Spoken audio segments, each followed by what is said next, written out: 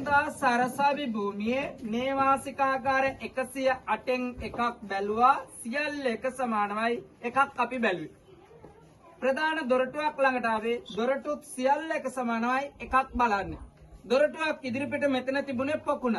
මේ පොකුණෙන් අතපය මූණකට සෝදගෙන එදා තිබුණේ පොකුණක් අද ලංකාවේ ගෙදර ගාව තියෙන ටැප් එකක්. සංස්කෘතිය වෙනස් වුණා. දෙපැත්තේ තිබුණේ කුටි. කුටි වල තිබුණේ බුදු පියාණන් වහන්සේගේ ප්‍රතිමා වහන්සේලා. වස් දොස් එනේවා නතර වෙන්න.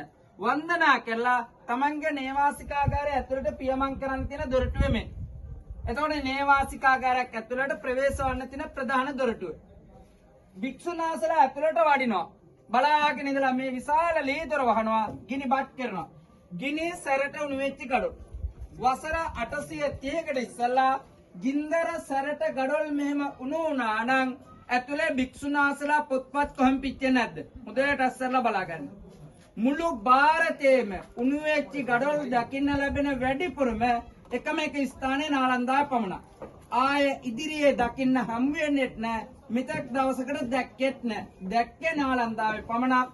අපි උණු වෙච්ච ගඩොල් දැක්ක නාලන්දාවේ භික්ෂුන් වහන්සේලා පොත්පත් කවර කතාද? ඔබ ගත යුතු සාරාංශය. නාලන්දාව ගිනිබත් කරා උණු වෙච්ච ගඩොල් අපි දැක්කා.